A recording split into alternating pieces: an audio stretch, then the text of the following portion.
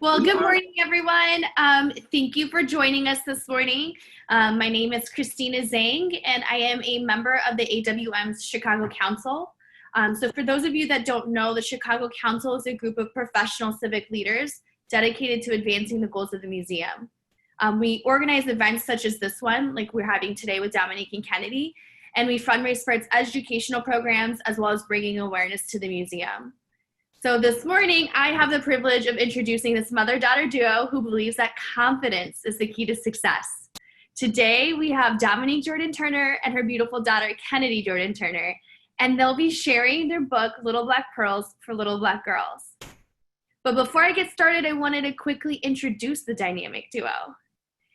Dominique is the CEO of Chicago Scholars, and it's the largest college access and success program in Chicago, serving more than 3,000 scholars and alumni each year. She's a Peace Corps volunteer in Panama and is a recent Obama Fellow. But her writing career really started in the 6th grade when she won an essay contest about the world's greatest mom. And clearly her passion for writing has been passed down to Kennedy. Kennedy is Dominique's ultra-talented 11-year-old daughter. She loves to read and write and claims to know every single word of the Hamilton soundtrack. I'll have to test you on that later, Kennedy. But I honestly think her best talent might be her dance skills because she danced for Chicago's own Love Bulls. Both Dominique and Kennedy are super passionate about making sure that women and girls recognize they have superpowers. Their book, Little Black Pearls for Little Black Girls, is a book for all ages. And it's filled with beautiful pearls of wisdom to inspire pride and confidence in the reader. It's perfect for mothers and daughters, mentors and mentees, aunts and nieces, and honestly, just about anyone else. And each chapter includes an activity that promotes conversation, confidence, and a deeper connection to one another. We at the AWM are incredibly honored to have Dominique and Kennedy here with us this morning. In the chat, you'll find the link to purchase their book if you haven't already done so. And I'm going to post that right now. And if any questions come up during the event, just feel free to put them in the chat and we'll try to get them answered towards the end. So without further ado, this is the dynamic duo, Dominique and Kennedy. Woo! Hi, thank you for having us, Christina. This is such an honor. Yeah. Well, thank you guys. I think we're going to jump right in. And I'm just going to start off with Kennedy, a question for Kennedy. So Kennedy, on your website, which I cannot believe 11-year-old has a website, under your About Me section, you listed 10 things about you. Why don't you share those with the audience so they get to know you just a little bit better? Well, in the kind of biography about me, it says I like to read and I like to write. I've danced almost every genre there is. Harry Potter is my favorite book series, which will forever be the greatest book series. And I know every single word to the Hamilton soundtrack, like Miss Christina mentioned earlier, because I learned about it a couple years ago when my mom told me to learn about it, and I was like, I don't want to. And then I listened to it, and now I'm obsessed. And how many times did you see it? I've seen it twice now. In person? I've seen it twice now on the Chicago Broadway, and it was really cool. We haven't watched it yet together. I did without her while she was with her dad, but we'll watch it on Disney again. They did a good job. And then there's one about you loving movies and going to movies with your dad. And I love going to movies with my dad because kind of on every Friday when my dad sees a new movie coming out, he'll ask, do we want to go see that? And most of the time I'll say yes. So we'll go to the movies and get popcorn and dad will fall asleep and we'll have fun and watch the movie and then we'll talk about it afterwards, the parts that he was awake for.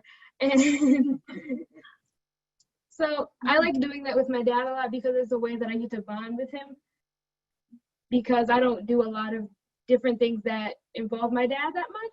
So doing movies is kind of like me and my dad's thing. Gives you like a mutual thing to come together for. Mm-hmm. Well, like I said, the reason why I invited you guys today, because I was really impressed with the fact that you guys wrote a book together. And I think many of us want to know how you guys both decided to write the story together, and the process of writing that story.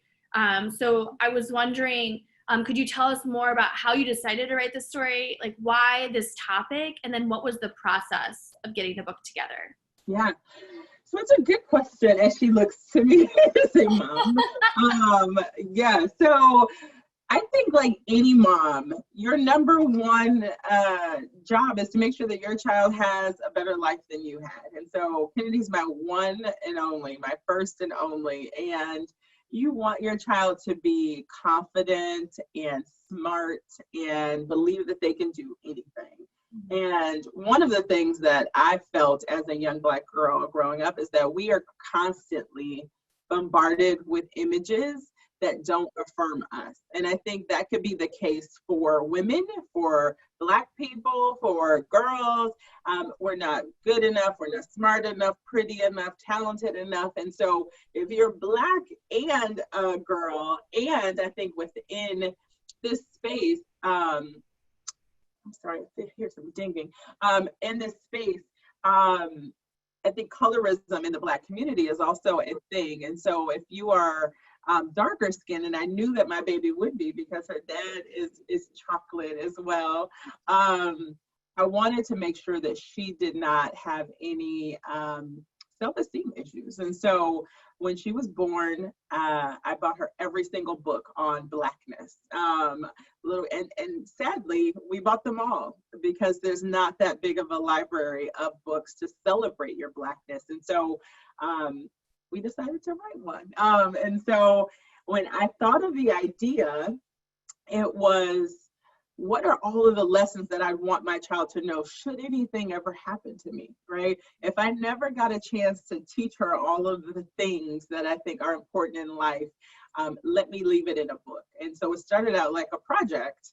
And then I realized that she was an amazing artist during this process. So as we're going through, so we realized that I was gonna hire a graphic designer, but then this little one who's confident, she says, no, I could draw everything in the book. And so she taught herself Procreate, which is an app on the Apple products. And so you want to talk at all about that process of designing?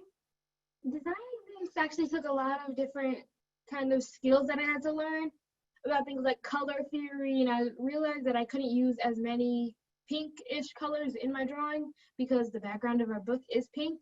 So I had to be able to like match skin tones and learn about different shadows and highlights and how blood like rushes to the face, so that way I could get it to the most kind of realistic kind of cartoon I could get it to, because I love cartoons. I always have. And how did you teach yourself? How did I teach myself? Yeah. Well, YouTube videos really came in handy. Right. There's like a select kind of few that I'll just go back to when I need to learn something new. And they've kind of really helped me like broaden my art journey. And I've learned so many different like styles, and I can replicate different TV shows and things like that because I can tell defining features and proportions and things like that. So that's all. So what's funny is, as a mom too, like you said, screen time, you hear about screen time being really bad, right, for kids. And so I limit TV and screen time meaning phone and computer and all of that stuff. And say, it's gonna burn your brain cells, Kennedy. That would be my line. It's gonna burn your brain cells. And so every time she'd say something really smart and intelligent, I'm like, where did you get that from? YouTube. So clearly we have to rethink screen time and all of those things, because literally that's how she learned to do graphic design. And so going back to the process of the writing of the book, I know, Dominique, you said when we had conversations with each other that it originally started off with you writing your own book before it kind of shifted, right? Can you talk about that shift? You really came together with Kennedy? Thank you for that question. So, and I still have my book on the back burner. I was writing a book. I believe, like you mentioned, that confidence is the key to success. At Chicago Scholars, I talk about it. I help inspire our students and alumni to achieve that success. But at the core, if you don't believe that you can, then you won't. And so I believe that there's these unwritten rules for success. And so that's what my book, Finding Your Superpower Within, is the name of the book that is coming. And so Kennedy would see me writing and kind of focused on this, and she'd see me do interviews and go to different places around things. And, just being a little girl watching your mom, you think, I want to do that too. My turn. My turn, exactly. Well, like BFFs. Our best friends. We are best friends, but I do have to remind her about that. I'm the mom, and you can't do everything mom does, but I love that she wants to follow in those footsteps. So I think, I'll end by saying this, I've never believed in work-life balance. I always believed in work-life integration. And so whenever I can, I want to always bring Kennedy into my world, whether it's Chicago Scholars or a speaking engagement or a book. Whenever possible, she is right by my side. And I think that's the way that you learn, is by immersion, by seeing it up close and personal. And that's how you can believe that it's possible for you if you've seen somebody in your world to do it. So I put my book on the back burner and said, all right, well, this is going to be a project we do together. So that I'm not torn in a million different places and taking time away from her. That's awesome. I did also see that you had recently posted about how you published it for $0. $0. It sounds fake, Yeah. Talk about how you were able to do that. So, if other audience members are interested in doing something like this, that, they don't have to worry about the investment piece of it. So how were you able to make it free when coming up with your own book? So we started this, how many years ago was it? Maybe 3? Yes, we were in Martha's Vineyard in 2017. So a while ago. So I just wanted to show, this is like a little binder that we made. So we made this binder. It just has her, picture on it. This is, got it, that's it. We did this and took literally pieces of paper, folded it like this and made it into a book. We said, okay, what do we want it to look like? And we laid the book out with a pearl. We said we want a pearl of wisdom, a quote, and an activity to do together. And we just laid it out. And so each quote we sat and brainstormed all of the things that we wanted the world to know. And then she drew pictures to it all. And I designed the cover, the front and the back, and she did all of the graphic design on the inside. But I told people I did all of this in Canva. Canva is, so I get, you could do free Canva, but then there's a paid option, which is like $14, I think, a month. But I did it all in Canva. It didn't have to hire a graphic designer or any of that. And then publishing has become really easy with KDP and Amazon. So Kindle Direct Publishing was purchased by Amazon. And so you can upload it all for free, and they do drop shipping. So now you don't have to buy books in bulk, to have, sitting and waiting and hoping that you will sell, and then mailing things. So now you put the link to Amazon right there, so people can go directly to Amazon. I don't have to worry about shipping anything. It comes directly to you, faster if you have Prime. So, it was so easy once I went to YouTube and figured out how to do this, because I never published anything, but you did. No. So yeah, it was pretty simple. Now, you could have spent money. The one thing that we did spend money on was her logo that you saw on the front. So, and that was cheap though. So Fiverr, I don't know if anybody's ever heard of Fiverr, but you have, freelance designers who will do things for you. They may be in another country. And that was the only thing that we paid for, was her logo. Not bad at all. Did you guys have any help on the editing process in terms of the content or any of that? Grammarly. Grammarly. We use Grammarly, which we use often.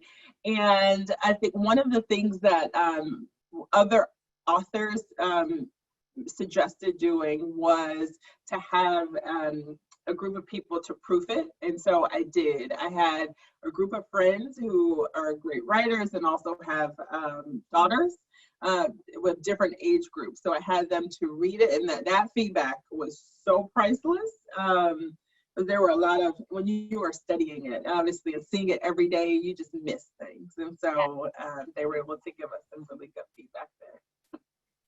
So it was a really funny like grammatical error because you said the same thing like 2 times in the draft book, and it was so funny to me. I don't know why. That's why you have proofreading. Yeah, and so my friend came back, she was like, you know, this is their writing. Mom was like, oh, okay, because she had no idea because she's been like rereading it over and over again because Grammarly doesn't catch stuff like that apparently. It was really funny. Yeah. So we did. We learned a lot in the process, though, so that when Kennedy does her next book or when I do my next book, we'll have we have some lessons learned. So in whole, how long did the process take you guys from start to finish, from, conception to print? About 9 months, because 9 months ago was when I actually started getting serious about it, and I got my iPad. And I actually started drawing, and I made my first drawing like the day I got my iPad. Mm-hmm. And I think that's when I actually started getting serious about it. It's weird that I can remember the exact date, June 27th, 2019. Really? I don't know how I remember that, but I just remember seeing like Modified Last on like June 27th, 2019. And so it's been like exactly kind of like 9 months. A 9 month span until we published it, and it's been published for 3-4 months now. Yeah. So we set a target, and this is the one trick that I find for everything that I do is just put it in the universe, set a date, and then work your way backwards. And so we set a release date of her birthday, which was March 26th, so that she could always kind of celebrate that as just as a finish line, and a joint holiday. And so March 26th was our finish line, and so she gave herself 9 months, and we released it on her birthday. That was her birthday. Oh, what a great date! Yeah, Ever memorable, just like that June 27th date for you, Kennedy. Yeah. Mm-hmm. So, Kennedy, there might be other kids on this call that are going to be interested in writing their own book after hearing your story. What advice do you have for them? And then can you explain, the process for yourself that you might have, maybe challenges that you endured that you kind of overcame? Of course. So to all the kids on this call who really want to write a book, all I have to say is just get started. Because once you get started and you realize that you're really serious about this thing and you want to keep doing it, it's going to be way harder for you to get demotivated. But you really and to see if you're going to get demotivated or not, you really just have to start. If you don't start, you're never going to know if you're going to be good at it or not. If you don't start, you'll never really know things like that. And yeah, I think that was really important for me to learn. And during this process, one challenge I had was whenever we tried to upload the photos, they came out in like a blurry resolution. So, and it was because like my quality was too low on the standard size that I drew them, which was a whole issue in the first place. And so I had to like copy them, fix them, put them to a different like bumped up quality. And it took like 30 minutes in total, but it still annoyed me a lot when Mom told me the business kept on blurring. I was like, are you serious?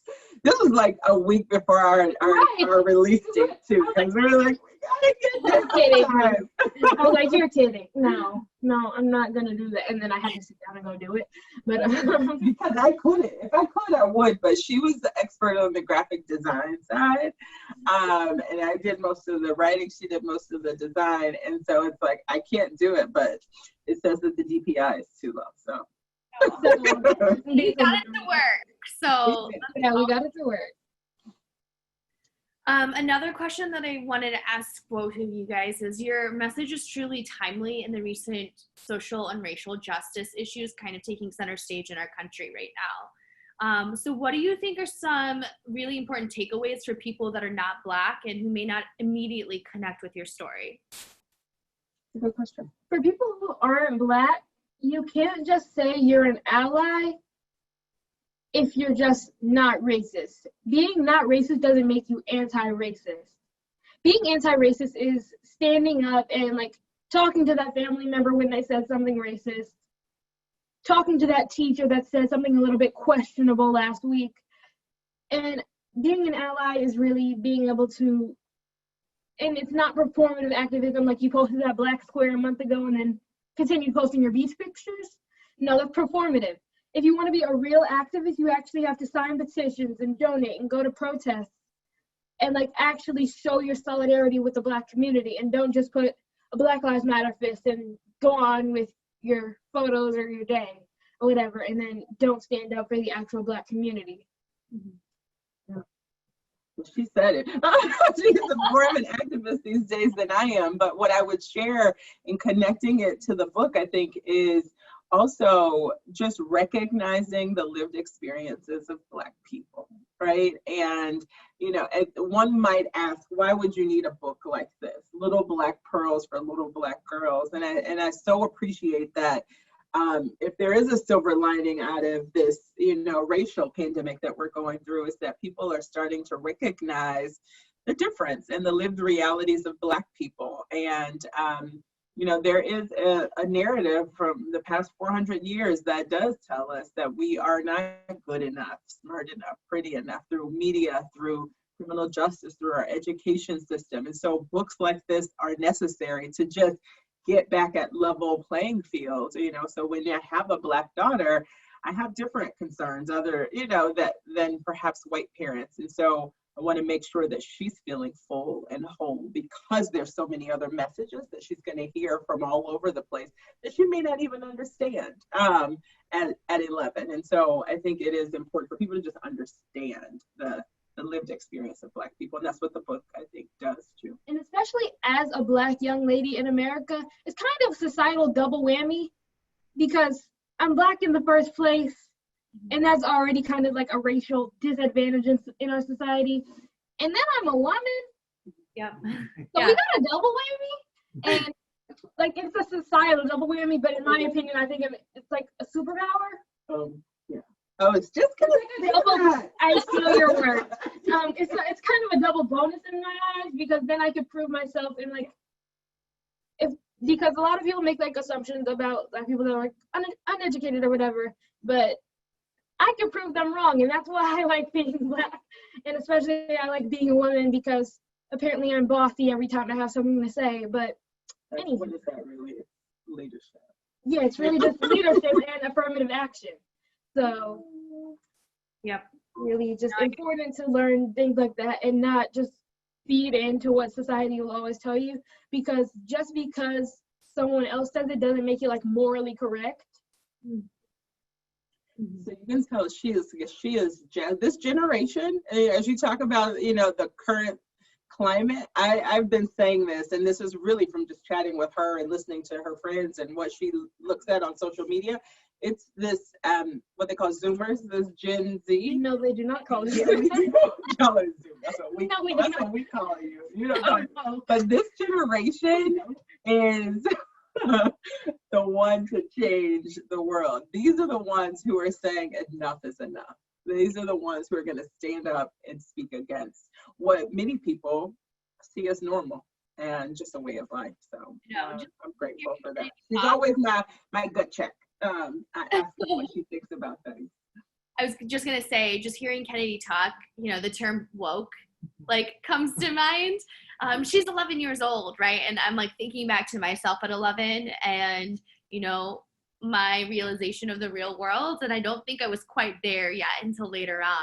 So to hear her speak about this, and like, it's such a powerful message, and she's 100% correct on the matter. It's just so incredible to hear. And I think you're right, Dominique, like they are truly the generation to change, you know, the movement in our country. So it's really exciting to see. leaders like Kennedy starting to arise already. And I thought we were post-racial in 1994. I graduated from high school in 94, and I was like, racism, what's that? Like, we all get along. And then you have your first encounter, and then it wakes you up for sure, to the work that has to be done. So yeah. And that's why this book is just so important, right? And like you were saying, there's not enough books like this. And so I was wondering if you guys could read a few of your pearls for the audience to really experience the magic of this book, and the purpose of everything that you spoke about before. we sure can. So Kennedy has chosen 4 pearls. I've chosen 4 of my favorite as well. We won't give it all away, but here is for those who haven't seen it. You saw it on the advertisement, but this is the book. She's gonna read hers, and we'll just alternate, and we'll come back for questions. Okay. Okay, great. So the first one I'm gonna read is number 16. Your hair has superpowers, love and celebrate it. I think this one is really important because a lot of people will see your hair as nappy, and that's why my mom forbidden the word nappy in our house. She doesn't like when I use the word nappy because it has like a derogatory kind of meaning, and it's just has a bad meaning. But I feel like your natural hair should be like celebrated. Why am I not wearing my natural hair? It's a protective style, but I wear my natural hair a lot, and when I do, I always feel really like happy about it because it's really fun to wear and even really fun to manage sometimes. But wearing your hair in really any different way, because people are always gonna like have something to be mad about or something to find like an issue with. So you just have to really push through that and realize that you're the greatest anyways. And the quote for this one, okay, and the do together for this one is celebrate the beautiful skin you're in by choosing a day to rock your natural beauty. No weave, no makeup, and talk about how it felt. I did this on July 4th when I shot my cousin with water guns. And it was really fun because I finally got my hair wet for like the first time ever with my natural hair. I've done it before, but it's still really fun to me. But it's really interesting being able to have my natural hair after I had just took down braids, because I hadn't felt it for like 3 weeks. I was like, ooh, what's this? It's fancy. And so being able to see my natural hair again after having it like kind of locked up was really great. Okay. Thank you for sharing that. I'm going to share pearl number 3. This is one of my favorites. It says, if you put negative energy into the universe, it will come right back to you like a boomerang. And I love it because of the picture. And she has a little girl, and it's a boomerang there, and it says negative energy on it. And she's like looking out like, uh-oh, let me back up from that. And the quote is from our beloved Oprah Winfrey. She says, I know for sure that what we dwell on is who we become. And I love that. And the do together is to share 3 things you're both grateful for. This focus on positivity will create a positive vibration in the universe that will be returned to you, just like a boomerang. And so these are things, one of the things that I like to tell people is that most of these activities we've done either individually or together. And so we wanted to capture kind of this moment in our life also in the book. And so we have a gratitude journal that we keep, and so every night, and still put it in the bed, we talk about what we're grateful for, and that is part of the positive vibration that we want to put out into the world. It's great. Super interactive. I think that's what's super unique about this. Other books you're just reading, right, until the end. Yeah. But at each page, you're constantly doing something, either individually, like you were saying, or together. So it's great.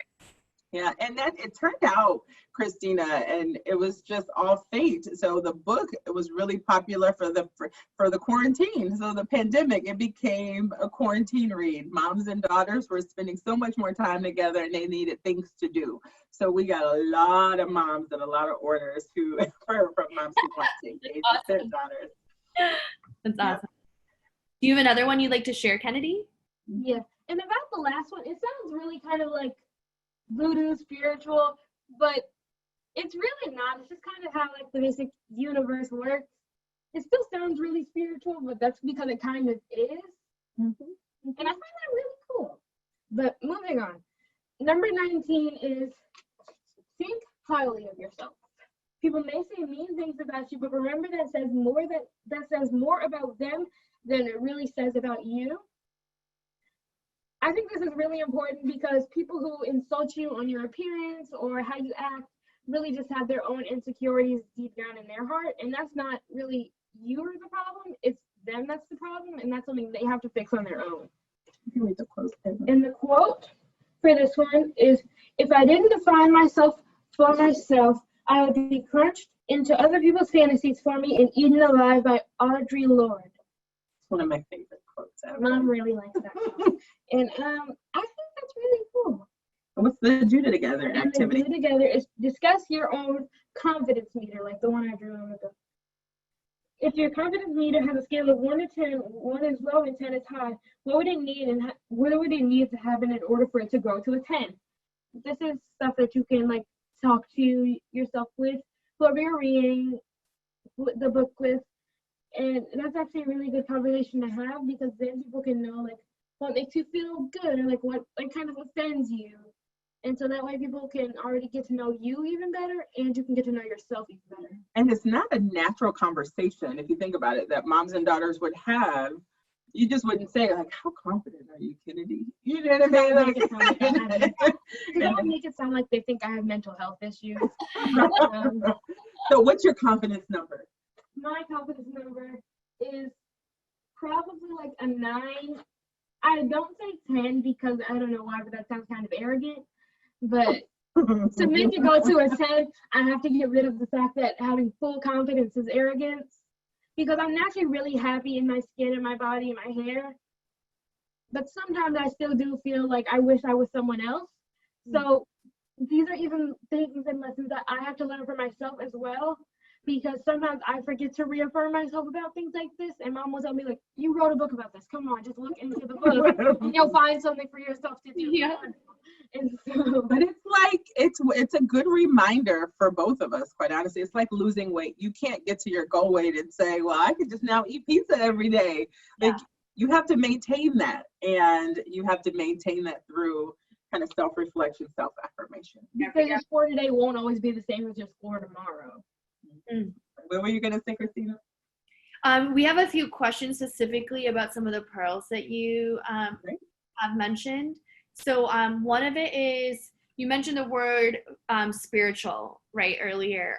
So do you guys have a strong church or faith-based community to encourage you during these difficult times? Personally, I don't, but I think Mom does. She's in love with gospel music, which is also great. So here's the thing, and this is probably new age parenting. My mom would, probably say something like that. So I grew up very spiritual. I grew up in an apostolic Pentecostal church. For anybody who knows that, it is a holiness church. Like, you could not wear these big earrings. You could not wear this lipstick. You could not wear this dress that I have on in the church. So very strict. And I wanted to make sure that Kennedy wasn't put in a box of one way of being. And so we talk about lots of different religions. We talk about spirituality. We talk about lots of things. So I love God. I believe in God. But I don't prescribe a religion for her. A good question. Yes. We have another one that said, have you ever had a problem that you didn't have wisdom to help you, that you wish you had? A problem that I didn't have wisdom to help me. Probably when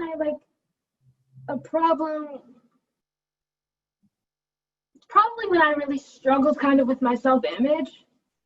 Because up until a little while ago, I'd always wanted to be like lighter, and I'd always wanted to like change things about myself. And I wanted to have looser hair, or I wanted to be lighter skinned, or I wanted to be shorter, or whatever. And that really wasn't okay because I was who I was and I couldn't change that. And even if I did want to change that, why would you do that? But anyways, like up until like a little while ago, I'd had like struggled with body images, and I had wanted to like change myself, like I just said. I don't know why I said that. But I've learned to kind of love myself through the book and kind of like really just being more happy with myself and being like more accepting. and not like just looking in the mirror and being like, no. Like now I look in the mirror and I'm like kind of happy with how I look. I'm like, like, and it also takes like self-affirmations to do that to yourself as well. Like I try and wake up in the morning and like in the least arrogant way possible, I can say this. I'll like tell myself like, you're really pretty, Kennedy. Like you're really cool. And because normally like from a little while ago, I'd give myself like, why do you look like that in the morning? No, moving on. But now I've tried to learn to like be more positive with myself and be more accepting to my own body, because that's something I can't change, and I'm still only 11. And here's the thing about that. As a mom, I knew that would come. As I experienced the same thing, and I think it's gotten worse with social media, with Instagram. You have these Instagram models, you have filters, you can change your body shape, and so people are aspiring for things that aren't even real. Like all we had were Barbies. You know what I mean? Like we aspired for like Barbie dolls, but now you have all of this in front of you, overstimulation on every screen of fake images of what beauty is, and oftentimes those images of beauty don't look like us with natural hair and chocolate skin. And even on social media today, you find like a lot of like the stuff that'll make you feel bad about yourself, but there are like accounts on even TikTok like run by like 13-year-old kids, like Black girl appreciation posts, and they'll show like Black girls with different skin tones, like Black trans women, Black gay women, and like so that way everyone has like representation. And there's ones for light skins, for brown skins, for dark skins. I don't know why there's like different categories, but I thought it was really nice because I saw one of my For You pages. Every time I see one now, I try and follow them because they're just being really kind, and I find that really sweet. So did you write a pearl then, knowing that you wish you had that wisdom about your self-image? Did you write a pearl to kind of correlate with that? Probably number 19, the one I just read. That one kind of about number 6. There's no such thing as being too Black or not Black enough. God made you perfectly in His image. I think that one's really important too. Yeah, because I wish I had known that. I think that one's really important just in general, and especially for like mixed girls. Yep.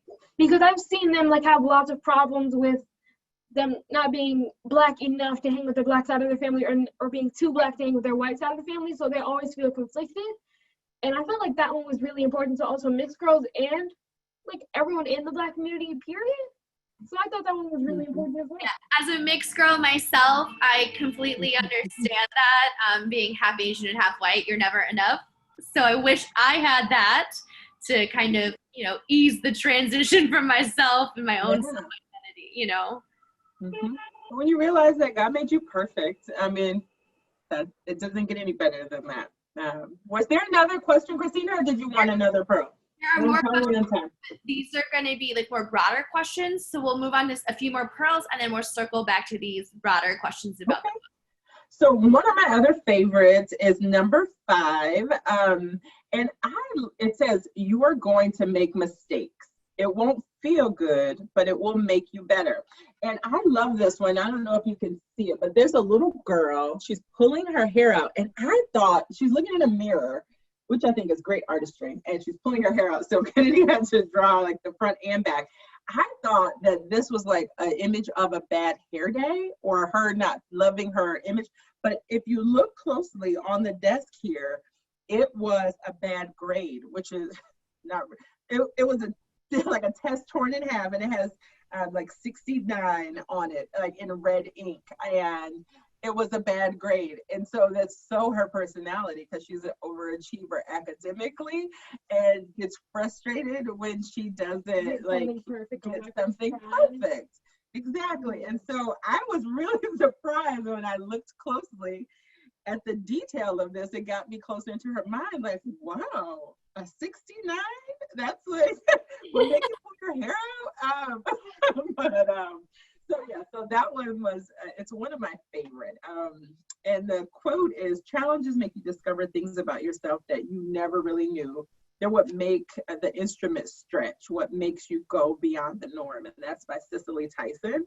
And then the Do Together activity essentially is talk about a challenging time or your favorite mistake, a time when you thought this was a mistake, but today, when you look back at it, you're glad that it happened. And so, you know, it's a lot of those moments. Hindsight that matters. I think there was a song called My Favorite Mistake as well. I probably lifted that from. So that's one of my favorite. But we'll make mistakes, but they only make us better.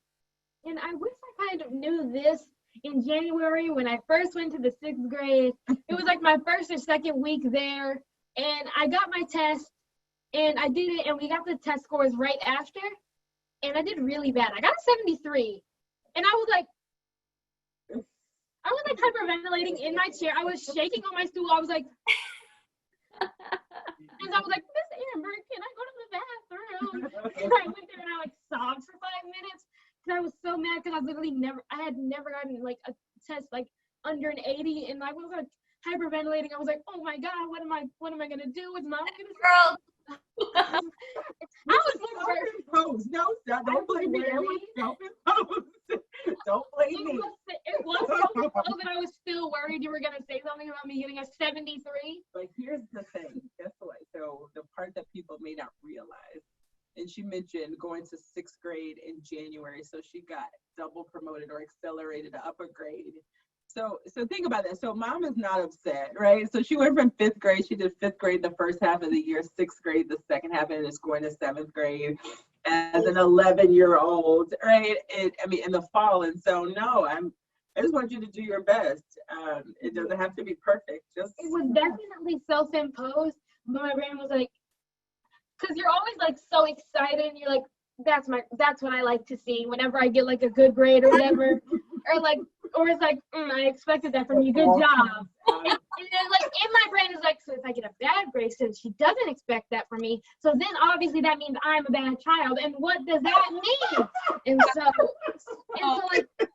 so like January, me was having like a panic attack in the bathroom, like, You can't go home like this.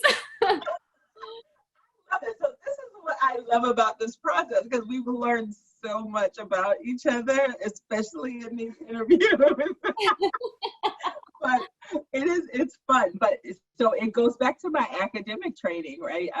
So I work in college access. We know each other through Chicago Scholars, and there's research that says the only thing that matters in terms of college attainment and success is the expectation of a parent figure, right?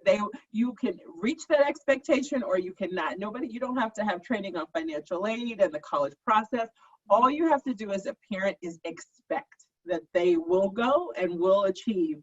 And people rise to your expectations. I think that's what I know for sure. So yes, I will always have high expectations for you. That does not mean I can fail every day. So that was one of my favorites. Do you want to read one more? Yeah. This is a fun one. Number 8. Oh, I was already on one. Okay. Number 8. If you're having a bad day, a dance party will cheer you up because dancing is medicine for the soul. And it's a picture of me and my mom in like our pajamas, because she has this one green nightgown that she wears all the time, and I love it. And so I drew us like dancing around with like a speaker, and we do that even like before the interview. We do that whenever we're getting ready to do something. Even if it's like sleep, we'll just listen to music before we go to sleep and just like dance or whatever. And I'm always like just jumping around, not even actually dancing, but yeah. But it's really just really fun, and it just gets like my energy up, especially if I'm having a bad day. Mm-hmm. And quote is, "Whatever is bringing you down, get rid of it, because you'll find that when you're free, your true self comes out." And that's a quote by Tina Turner. I like Tina Turner because we have the same last name. But, and the do together is have a mini dance party. Put on a Beyonce song, turn the volume up, and teach each other your favorite dance, and then dance like no one is watching, because probably no one is. Kennedy, I dance, by the way, at all these Chicago Scholars events, and girl, you can dance. So I'm actually not surprised that this is one of your favorites. Because her mom taught her. Yeah. And another skill. You have great debates about who the better dancer is. Yes. But so I want to tell people, so I had a planned C-section for Kennedy the night before I was in the hospital. I was going down the Soul Train line in my heels, like dancing. Like I'm a dancer. Every night when she was a baby, I danced her to sleep on my chest. And then when she started getting too big, she would dance on my toes, and then we danced. And then it became like, okay, you pick a song, I'll pick a song. But it's the one thing that keeps us connected and makes us happy. Like we dance all the time. And like I used to like step on her feet and like make her walk, so that way I would like walk with her, even though I could like fully walk. I was like 3, but I do that with my little cousin now, and he loves it. And he's like feet, feet, feet. And so I go like, okay, stand on my feet, and he's like, and so I'm like, and we'll like dance to music, and we'll just, and he's so cute. So it's kind of like a tradition that I've kind of want to pass down to my children when I eventually have children, if I eventually have children. But like 30 years from now. So yeah, so that's one of my favorites as well. Do we have time for another, or we want questions? Well, we have some questions that I want to get to before our time ends. So the first one being, when you were going through the editing process, did you have any situations where you guys disagreed with your editor's comments or editors, edits between yourselves, and how did you handle that? Oh yeah, actually. What's your that I can vividly remember? Oh, tell me. There was one drawing that I drew and then immediately didn't like it. My mom was like so persistent on putting that one in the book. She was like, yes, this one is perfect. I love it. And I was like, no, please take it out. And she was like, no, it looks great. Look, it's perfect. See, it goes right with it. And I was like, I don't know. I cannot. Did it make it in the book? I think. No, it didn't. It did not. So she had way more designs and art than we fit in here. Yes, it is. Yes, it is. It's right there. But, there's a couple that didn't make it. We had some. Yeah. I do remember some pretty tense conversations about things that she wanted, but I conceded.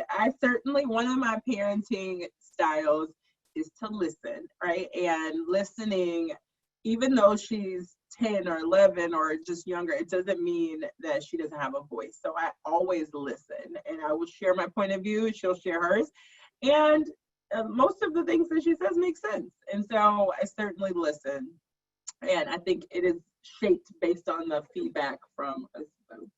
So now I'm happy with almost every drawing in the book, except the one of them. But then there was one that we both like agreed. We were like, take that one out. It was like this weird pair of like demented ballet shoes. Oh, it sounds like you guys compromised a lot and gave and took, accordingly. So that's awesome that you guys are even. It's a life lesson. Yeah. Yeah, that's great. Are there any writers, illustrators, or other creatives that inspire you both? Illustrators and creatives, mainly on YouTube. Like I have like 3 kind of favorite kind of artists that I always watch and always go back to. Like one of them is Drawing with Waffles, and it's really great because she has a really cartoony style. And Christina Lorraine, she's a Black girl like me, and she loves to draw. She does like Disney and semi-realism and things like that. And so learning about things like that and watching people like them is really interesting to me. And then TikTok art compilations that I just like search up the art hashtag and just like scroll through them for like an hour. So for me, it's so interesting the generational difference here. So for me, you will notice if you get the book, the quotes in here are all of notable Black women who are all of my favorite people in the whole wide world. So that probably answers your question. So you have Audre Lorde in here, you have Nina Simone in here, Janelle Monáe, Halle Berry, Toni Morrison, Zora Neale Hurston. So there's a lot of like notable Black women, and so their voices are there. Yeah, those are some of my favorites. That's awesome. Can you guys recommend a favorite book or author to our audience? You have a favorite book or author? My favorite author, I don't think I have a favorite author, but my favorite book is definitely Harry Potter. But my favorite Black girl book, I saw it on an Instagram ad, and I thought it was really cute. It's called B is for Black Girl, and then there's another one called B is for Black Boy, and it has like a whole bunch of different lessons, and it's kind of like an alphabet book. Oh. There's another one, it's like Violet. In the Violet series, my mom's friend, she made like a series. And so she made like a series of like this little girl, and she learns different lessons with her dad and her stepmom and her brother Derek. And it's really cute. And I've read like 2 of the books, especially, and even though they're for like 7-year-olds, I'll still gladly read them. I'll just sit on the couch like, so what are you doing next, Violet? Are you making pizza today, or are you picking up money? Which one are we doing? Can I come with you? Yeah, and it's like really fun. I love reading like little kids books because they like remind me of my. I love when she says that. I love reading little kids books. I'm having dissonance right now with this narrative. I feel a little one talking like 6 and 7. I know, but you're still my baby. And so every now and then, so I still put her to bed. So every now and then I will ask to read one of our old favorites, which are the little books. So we've outgrown that for many years. But my favorite book of all time is Napoleon Hill, Think and Grow Rich. It's one that I recommend to everyone. In terms of what I like to read, Carla Harris, she isn't super notable, but she is one of my favorite thought leaders on excellence and leadership and success in the workspace. She's a partner, I think, at JP Morgan Chase. But I love her and her way of thinking about how to approach life and work. Great. Thank you. And then as we close up, I know we're all dying to hear what's next for you both. So is there another book on the horizon? Is there another next step? Like, we're very curious to see what's next for you both. What's next for you? So next for me, I've always wanted to really make a documentary since I saw the documentary 13th about the Black prison system. And I've always wanted to make I wanted to make a documentary either about being Black or being a young lady in America, and how that's different to other countries and what we can do to kind of fix it, and showing stats and getting real professionals and things like that. So I've wanted to do that for about like a month now, and I'm really excited, and I'm really just trying to pick a topic about it now, but you'll see a documentary from me one day. What are you going to do? I love it. I want to support your documentary. Can I be in it? Yeah. Just kidding. You can be in it. Okay, fine. So let's see. For me, I want to get back to the book that I was starting before we pivoted to this, and that is a book about the unwritten rules for leadership and success, Finding Your Superpower Within. The title was based off of a TED Talk that I did called Poverty is a Superpower. And similar to what Kennedy was saying, I don't see it as a whammy. I actually think that it is a superpower, being Black or being poor. I grew up really poor. I grew up, obviously Black, and without it, everything that was in me and folks around me was geared towards escaping and getting away from that. And in the moment that I embraced all of those lived experiences, I realized that that's what made me great. And it's my goal to share that with not only Chicago scholars, but other emerging Black and brown leaders, that you don't have to run and escape from this, but to just harness it, to ignite that, right? So if you had to take 2 buses and a train in order to get to a selective enrollment school, which is already difficult to get in, you have exercised resilience and pertinacity and resourcefulness and all of these things that we value as competencies in the workspace, right? And we just call them a different name. And so my mission is to be a translator between those first generation low income Black and brown folks who are trying to make their way in the world, and then the companies who say that Black Lives Matter and that we care about diversity, and we don't know where to find it. I want to be that connector through my work, throughout leadership, through the book, through future books, through speaking engagements. And so that's my passion, is to translate the lived experiences of Black and Brown people to the needs of our country and companies across the world. And we need that. So, Yeah. thank you. Thank you both for joining us today. Kennedy, I just wanted to point out your shirt again. Absolutely 100% true. I also want to notate, never underestimate the power of a 11-year-old girl, because you're really a difference. I hope that everyone in our audience enjoyed the event today. And once again, you can find the link to purchase their book in our chat. And if you guys have further questions, you can find Dominique's information listed on Chicago Scholar. So please, and her website, as well as Kennedy's website. So please don't hesitate to reach out. And thank you all so much for your time. Thank you all. Thank you for having us. Have a great weekend. You too.